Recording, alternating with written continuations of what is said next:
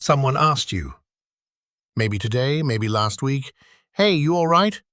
And before the question even finished, you already knew what you'd say.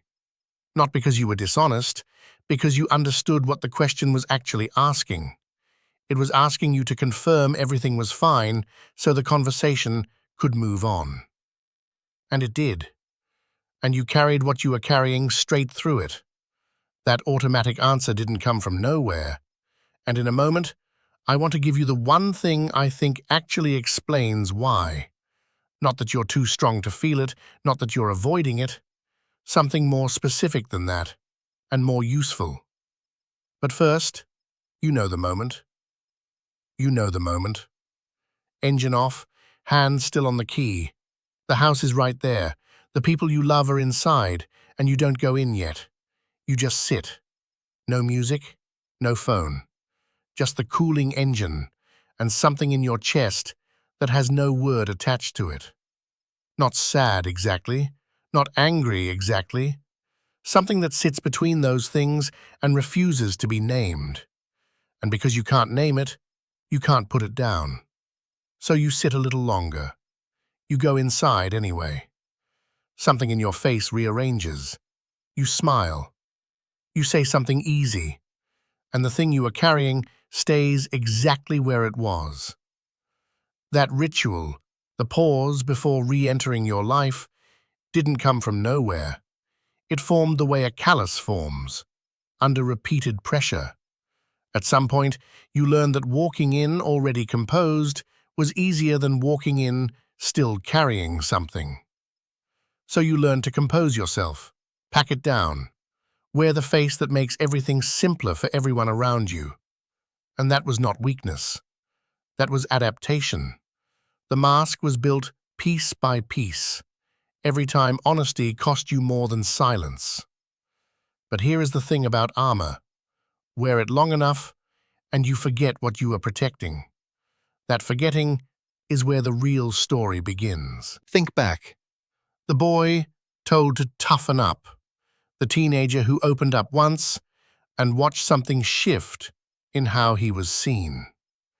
The young man who learned that saying, "I'm struggling," changed the room in ways he didn't want. Each of those moments was small.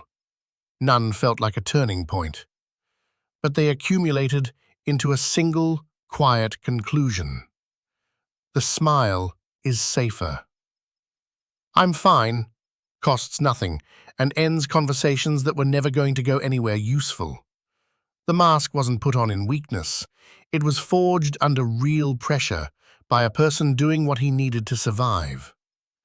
The question worth sitting with is this: what does it cost to keep wearing it? Here is what I think is actually happening. It is not that men don't feel. The problem is, the feeling has no name. And when something has no name, it cannot be processed. Language is not just how we describe our inner life. It is the mechanism by which inner states become visible to us at all. Without a word for what you carry, you can't locate it, examine it, or decide what to do with it. So it stays, circulates, becomes the background hum beneath a life that looks, from the outside, completely fine. The silence is not stoicism. It is a vocabulary problem. And that distinction matters because it changes what the answer actually looks like. The world does ask. Someone notices something in your posture and says it. "Hey man, you all right?" You have half a second. You already know what you'll say, not because you're dishonest, but because you understand the rules of the exchange. That question comes with the correct response built in. Answer honestly, and you break something unspoken, an agreement about how much reality this moment is supposed to hold. Somewhere in you, you know the person asking isn't equipped to receive a real answer. So you give the one that works. "I'm good." The conversation moves on. The thing stays where it was. The pain persists not because no one asked, but because the asking was never built to hold a real answer. Now let me make the strongest case against everything I've said. Maybe this is just strength. Many men would say, I don't talk about what I carry because it isn't anyone else's problem. I handle it. I protect the people I love. There is real dignity in that position. I won't dismiss it. But here is the distinction that actually matters. There is a difference between choosing silence from a place of wholeness, from genuine processing, from real mastery, and choosing silence because you have no other option. One is discipline, the other is suppression, wearing the mask of discipline. They can feel identical from the inside, but they are not the same thing. Here is what accumulates when inner life goes unnamed year after year. No dramatic collapse, just something quieter. And quieter things are often more dangerous. The man who cannot name his grief eventually loses access to his joy, not because they are the same, but because emotional range works as one instrument. Shut one register down, the others narrow too. Life doesn't end. It contracts, gets smaller, grayer, in ways too slow to notice in any single day. The real cost of the mask is not paid in one catastrophic moment. It is paid in 10,000 small disappearances. I'm genuinely curious where you land on this. Have you felt that narrowing?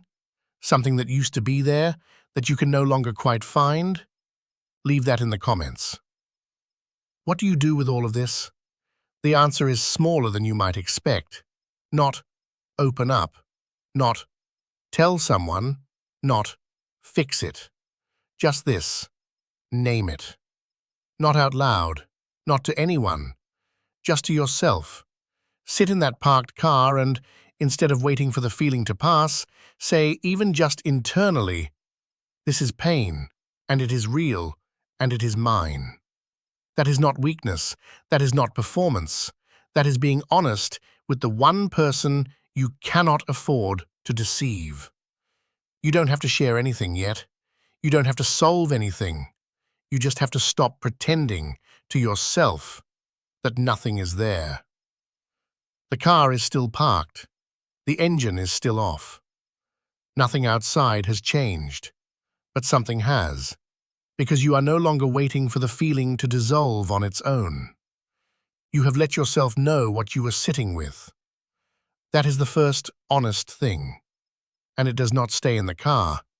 It follows you in, shapes what you notice, what you reach for, how present you can actually be.